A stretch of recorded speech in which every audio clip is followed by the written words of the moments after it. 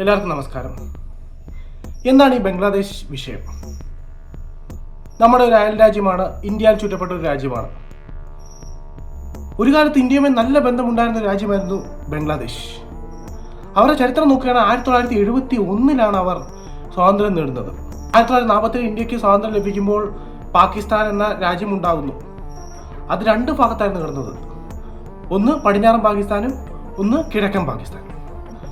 പടിഞ്ഞാറൻ പാകിസ്ഥാൻ എന്ന് പറയുമ്പോൾ ഇന്നുള്ള പാകിസ്ഥാനാണ് പടിഞ്ഞാറൻ പാകിസ്ഥാൻ. കിഴക്കൻ പാകിസ്ഥാൻ എന്ന് പറഞ്ഞാൽ ഇന്നത്തെ ബംഗ്ലാദേശാണ്. ഇവർ തമ്മിൽ സാംസ്കാരികമായി രണ്ടായിരുന്നു, അല്ലെങ്കിൽ ഒരുപാട് വ്യത്യാസം ഉണ്ടായിരുന്നു. പടിഞ്ഞാറൻ പാകിസ്ഥാനിൽ കൂടുതൽ പഞ്ചാബികളായിരുന്നു, അതായത് പഞ്ചാബി ഭാഷ സംസാരിക്കുന്നവരായിരുന്നു. പിന്നെ അവിടെ ബലൂജികളുണ്ട്, കശ്മീരികളുണ്ട്.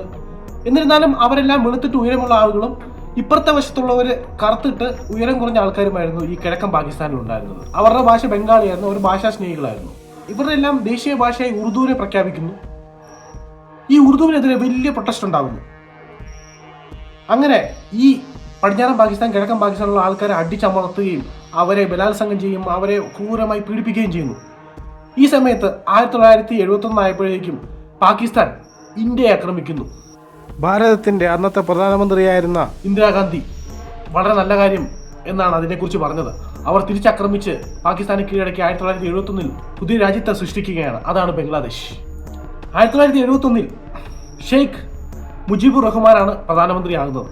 അദ്ദേഹം പാകിസ്ഥാനിലെ ഏറ്റവും വലിയ ഒറ്റകക്ഷിയായിരുന്നു അതിന് മുമ്പത്തെ തെരഞ്ഞെടുപ്പിൽ. എന്നാൽ അദ്ദേഹത്തിന് പ്രധാനമന്ത്രിയാക്കാൻ സാധിച്ചില്ല. അതിൽ നിന്നുമാണ് ഈ പ്രക്ഷോഭങ്ങൾ ഉണ്ടാകുന്നത്. അന്നത്തെ കാലത്ത് ബംഗ്ലാദേശിലായിരുന്നു പാകിസ്ഥാനേക്കാളും ജനസംഖ്യ കൂടുതലും സീറ്റ് കൂടുതലും. അപ്പം ഈ അവാമി ലീഗ് എന്ന് പറഞ്ഞ പാർട്ടി മിക്ക സീറ്റുകളും ജയിക്കുകയും ചെയ്തു. പുള്ളിയെ പ്രധാനമന്ത്രി ആക്കണമെന്ന സ്ഥിതിയായി. അതിനെ അടിച്ചമർത്താൻ തുടങ്ങിയത്. അങ്ങനെയാണ് ഈ ബംഗ്ലാദേശ് എന്ന് പറഞ്ഞ രാജ്യം ഉണ്ടായത്. ഈ ഒരു വിഷയം എന്താണെന്ന് വെച്ചാൽ ഇന്ത്യക്ക് എങ്ങനെയാണ് ബാധിക്കുന്നത്? ബംഗ്ലാദേശ് ആഭ്യന്തര കലഹം രൂക്ഷമാണ്. അതായത് 1971 ഷെയ്ഖ് മുജീബുർ റഹ്മാൻ പ്രധാനമന്ത്രിയാവുന്നു. അതിനുശേഷം 2009 മുതൽ 2024 വരെ ഷെയ്ഖ് ഹസീന പ്രധാനമന്ത്രിയായിരുന്നു. 1999 അവർ പ്രധാനമന്ത്രി ആയിരുന്നു. അതിനുശേഷം 2024 സ്റ്റുഡൻസിന്റെ വലിയ പ്രൊട്ടസ്റ്റ് ഉണ്ടാകുന്നത്. അതായത് ജോലി മൊത്തം അവാമി ലീഗുകാർക്കാണ്, അവർക്കൊന്നും ജോലി കിട്ടുന്നില്ല. അങ്ങനെ ഒരു പ്രൊട്ടസ്റ്റ് ഉണ്ടാക്കി ഈ അവാമി ലീഗിലുള്ള ഷെയ്ഖ് ഹസീനെ പുറത്താക്കുന്നു. അതിനുശേഷം അവർ ഇന്ത്യയിലേക്ക് പലായനം ചെയ്യുകയും 2024 ഏകദേശം അവസാനമായപ്പോഴത്തേക്കും മുഹമ്മദ് യൂനസ് എന്നൊരാൾ അവിടുത്തെ ഒരു താൽക്കാലിക ഗവൺമെന്റിന് നേതൃത്വം നൽകി ഒരു ഭരണം ഉണ്ടാകുന്നു. അദ്ദേഹമാണ് ഇപ്പോൾ നയിക്കുന്നത് മുഹമ്മദ് യൂനിസ്. അതായത് ഇപ്പോൾ അവിടെ ഭരിക്കുന്നത് ജമാഅത്ത് ഇസ്ലാമി ആണ്. ഇപ്പോൾ തന്നെ നമ്മൾ മനസ്സിലാക്കേണ്ട മറ്റൊരു വിഷയമാണ് ചിക്കൻ നെക്ക് ഇഷ്യൂ.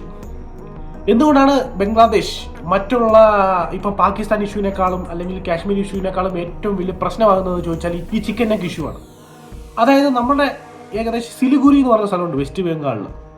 ആ സിലിഗുരി ബംഗ്ലാദേശുമായിട്ടും നേപ്പാളുമായിട്ടും ഭൂട്ടാനുമായിട്ടും ബോർഡർ ഉള്ള സ്ഥലമാണ്. അതായത് നേരത്തെ ഒരു ഭാഗമാണ്. ആകെ 20-25 കിലോമീറ്റർ വീതി മാത്രമേ ഉള്ളൂ.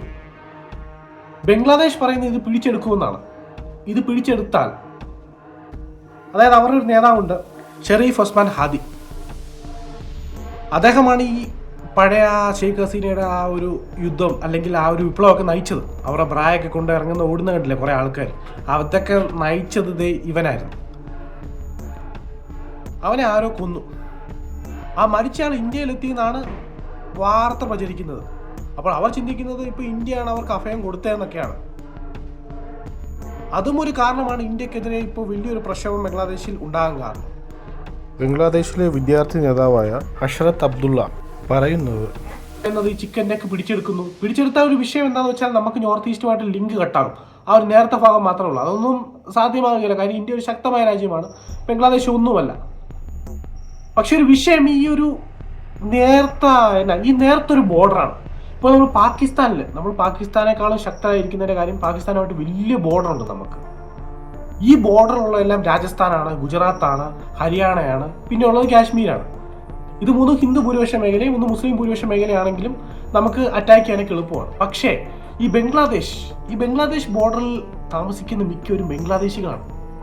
അതായത് ഈ മുർഷിദാബാദ് എന്ന് പറഞ്ഞ സിറ്റിയിൽ ഒരു 50%-60% ബംഗ്ലാദേശികളാണ് യഥാർത്ഥത്തിൽ ഉള്ളത്. ഇല്ലീഗൽ മൈഗ്രൻസ് ഉണ്ട്.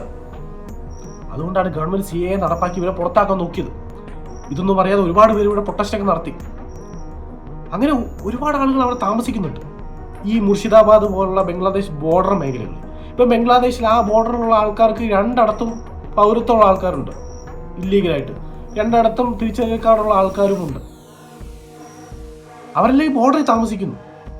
മാത്രമല്ല നമുക്കൊരു നേരത്തെ ഒരു ബോർഡർ മാത്രമേ ഉള്ളൂ. അത് വലിയൊരു പ്രശ്നമാണ്. ഈ സിറിൽ റാഡ്ക്ലിഫ് ഇന്ത്യ വിഭജിച്ചപ്പം അദ്ദേഹത്തിന് ഇന്ത്യയെക്കുറിച്ച് ഒന്നും അറിയില്ലായിരുന്നു. അപ്പോൾ അദ്ദേഹം പെട്ടെന്നൊരു വരയുണ്ടാക്കി പെട്ടെന്ന് ഹിന്ദുക്കളും മുസ്ലിങ്ങളും ഭൂരിപക്ഷമായ പ്രദേശങ്ങൾ വെച്ച് മുറിച്ച് ഈ കോലത്തിലാക്കി. അവിടെ യഥാർത്ഥത്തിൽ കുറച്ചുകൂടെ വീതി വേണ്ടായിരുന്നു. അതുമാത്രമല്ല യോഗീന്ദ്രനാഥ് മണ്ഡൽ സ്വാതന്ത്ര്യത്തിന് മുമ്പേ ജിന്നയുമായിരുന്നു അദ്ദേഹത്തിന് വലിയൊരു കൂട്ടല്ലേ, വലിയൊരു ചെങ്ങാതി ജിന്നയായിരുന്നു. ജിന്ന അദ്ദേഹത്തിന് വാക്ക് കൊടുത്തു, ഇന്ത്യയിൽ നിന്നാൽ ദളിതർക്ക് സ്വാതന്ത്ര്യം ലഭിക്കില്ലേ, പീഡനത്തിന് ഇരയാവും. അംബേദ്കറത്തിന് എതിർക്കുകയാണ് ഉണ്ടായത്. അത് വിശ്വസിച്ച് അദ്ദേഹം സ്വാതന്ത്ര്യത്തിന് ശേഷം ബംഗ്ലാദേശിൽ കിഴക്കൻ പാകിസ്ഥാനിലേക്ക് അദ്ദേഹം പലായനം ചെയ്തു. അദ്ദേഹം അവിടുത്തെ ആദ്യത്തെ നിയമമന്ത്രിയായി ജിന്നയുടെ റൈറ്റ് ഹാൻഡ് ആയിരുന്നു. ജിന്ന ഉണ്ടായിരുന്ന സമയത്ത് അവിടെ അത്യാവശ്യം സെക്കുലർ ആയിരുന്നു. എന്നാൽ ജിന്നയുടെ മരണത്തിന് ശേഷമാണ് എല്ലാം മാറി മറിഞ്ഞത്. ഇദ്ദേഹത്തിന് കറിവേപ്പിലയുടെ വില മാത്രമായിരുന്നു പിന്നീട് ഉണ്ടായിരുന്നത്. മാത്രമല്ല ഏറ്റവും കൂടുതൽ ആക്രമണത്തിന് ഇരയായത് അദ്ദേഹത്തിന്റെ വംശക്കാരാണ്. അദ്ദേഹം നമോശൂദ്ര വംശത്തിൽപ്പെട്ടവരാണ്. ഇപ്പോൾ ഉള്ള ബംഗ്ലാദേശ് ഹിന്ദുക്കളിൽ മിക്കവരും നമോശൂദ്രയിലുള്ളവരാണ്. അവർ ഈ യോഗീന്ദ്രനാഥ് മണ്ഡലിനെ വാക്ക് വിശ്വസിച്ച് കുറെ പേർ ഇന്ത്യയിലേക്ക് പലായനം ചെയ്തില്ല. കുറെ ആൾക്കാർ ബംഗാളിൽ നിന്നും ബംഗ്ലാദേശിലോട്ട് പലായനം ചെയ്തു. ഇവരെല്ലാം പിന്നീട് ആക്രമണത്തിന് ഇരയാകുകയാണ് ഉണ്ടായത് വലിയ രീതിയിൽ. ഇന്നും ബംഗ്ലാദേശി ഹിന്ദുക്കൾ ആക്രമണത്തിന് ഇരയാകുന്നു. ഈ കഴിഞ്ഞ ദിവസം ദീപു ചന്ദ്രദാസ് എന്നൊരു വ്യക്തിയെ മതനിന്ദ ആരോപിച്ച് പോലീസ് സ്റ്റേഷനിൽ ഇറക്കി കൊണ്ടുവന്ന് തൂക്കിക്കൊല്ലുകയാണ് ഉണ്ടായത്. ഇപ്പൊ നിങ്ങൾ താരതമ്യം ചെയ്യുക, റഷ്യയുടെ 4-5 ഇരട്ടി പോപ്പുലേഷൻ ഉണ്ട് ഈ ബംഗ്ലാദേശിൽ. അപ്പോൾ 80-90% മുസ്ലിങ്ങളാണ്. ശരിയാണല്ലോ കൊണ്ടുവരാനാണ് നോക്കുന്നത്. മുമ്പത്തെ പ്രധാനമന്ത്രിയായിരുന്ന ഷെയ്ഖ് ഹസീന, അവർ ഒരു സെക്യുലർ ആയിരുന്നു, നല്ലൊരു നേതാവായിരുന്നു. എന്നാൽ ഇപ്പോഴുള്ള ഗവൺമെന്റ് അവിടെ ഒരു ശരിയ നിയമം അടിച്ചേൽപ്പിക്കാനാണ് ശ്രമിക്കുന്നത്.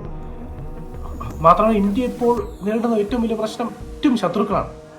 ഇപ്പോൾ നിങ്ങൾ നോക്കുക, താഴെ ശ്രീലങ്ക ശത്രു, നേപ്പാൾ ശത്രു, പാകിസ്ഥാൻ ശത്രു, ചൈന ശത്രു, ബർമയായിട്ടും വലിയ ലിങ്കൊന്നും ഇല്ല. അപ്പോൾ ഇന്ത്യക്ക് ഇപ്പോൾ ചുറ്റും ശത്രുക്കളാണ്. പണ്ടൊന്നും ഈ ബംഗ്ലാദേശൊന്നും ഇന്ത്യക്ക് മേലെ ഒന്നും പറയാറില്ല. കാര്യം നമ്മുടെ ഒരു സാറ്റലൈറ്റ് രാജ്യം പോലെയാണ് ഈ ബംഗ്ലാദേശ്, നേപ്പാളൊക്കെ. എന്നാൽ ചൈന ഇപ്പോൾ വൻതോതിൽ ഇവർക്കൊക്കെ ഫണ്ട് ചെയ്യുന്നു, ശ്രീലങ്കയ്ക്ക് അടക്കം.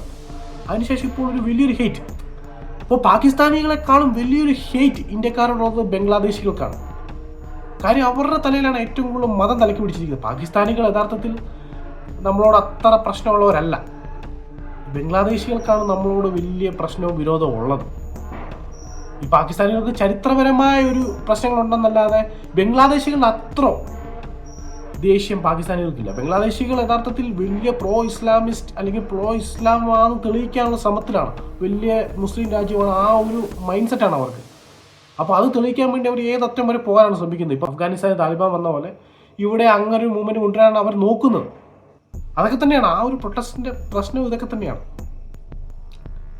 അപ്പോൾ ഇന്ത്യക്ക് വലിയൊരു തലവേദന തന്നെയാണ് ഈ ബംഗ്ലാദേശ്. കാര്യം അവിടുത്തെ വലിയ പോപ്പുലേഷൻ, അവർ കുറേ പേർ ഇന്ത്യയിലുണ്ട്, ഏകദേശം 4.5 കോടി ആൾക്കാരുണ്ട്. യഥാർത്ഥത്തിൽ ഇതൊക്കെ വെച്ച് നോക്കുമ്പോൾ കാശ്മീർ ഒരു വിഷയമേ അല്ല, പാകിസ്ഥാൻ ഒരു വിഷയമേ അല്ല, ബംഗ്ലാദേശ്. യഥാർത്ഥത്തിൽ ഇന്ത്യൻ ഗവൺമെന്റ് ഒരിക്കലും ഇത് നിസ്സാരമായി കാണരുത്. കാര്യം നമുക്ക് ബോർഡർ വളരെ ചെറുതാണ്. ആ ഒരു ബോർഡർ ഭാഗം പോയാൽ നമുക്ക് നോർത്ത് ഈസ്റ്റുമായിട്ട് ഒരു ബന്ധവും കാണില്ല. മാത്രമല്ല നോർത്ത് ഈസ്റ്റിലുള്ള ഒരുപാട് ആൻറ്റി ഇന്ത്യൻ ആൾക്കാർ, അതിൽ ഇന്ത്യക്കെതിരായ ഒരുപാട് ആൾക്കാർ നോർത്ത് ഈസ്റ്റിലുണ്ട്. അതായത് നോർത്ത് ഈസ്റ്റ് എന്ന ഭാഗം വിഭജിച്ച് ചൈനയോട് ചേർക്കുക അല്ലെങ്കിൽ പല രാജ്യങ്ങളാക്കാനുള്ള വലിയൊരു മൂവ്മെന്റ് ഈ നോർത്ത് ഈസ്റ്റിലുണ്ട്. അത്ര നേതാക്കന്മാർ അവിടെ ഉണ്ട്. ഇവരൊക്കെ കണ്ടുപിടിക്കും. പിന്നെ ചിലരൊക്കെ പറയുന്ന യുദ്ധം വേണം, ബംഗ്ലാദേശിനെ 4-5 രാജ്യമാക്കണം. യുദ്ധം ഒന്നിനും പരിഹാരമല്ല. ഇപ്പം നിങ്ങൾ ചിന്തിക്കുക, റഷ്യ ഉക്രൈൻ, യഥാർത്ഥത്തിൽ റഷ്യക്ക് ഒരു മേൽക്കൈ ലഭിച്ചെന്ന് പറഞ്ഞാലും സാമ്പത്തികമായി തളർന്നു. അതേപോലെ അമേരിക്ക ഒരുപാട് യുദ്ധം ചെയ്താണ് ഇപ്പോൾ സാമ്പത്തികമായി അവർ ഒരുപാട് പിന്നോട്ട് പോയത്. യുദ്ധം കൊണ്ടൊന്നും നേടാനാവില്ല. പ്രോപ്പറായ ഒരു ഡിപ്ലോമസി കൊണ്ട് മാത്രമേ ഈ പ്രശ്നത്തിനൊക്കെ പരിഹാരം ഉണ്ടാക്കാൻ സാധിക്കുകയുള്ളൂ. സോഷ്യൽ മീഡിയയിൽ പറയുന്ന പോലുള്ള അല്ല.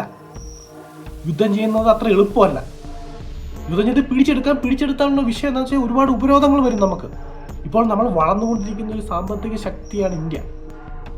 അതൊക്കെ ഇല്ലാതാകും.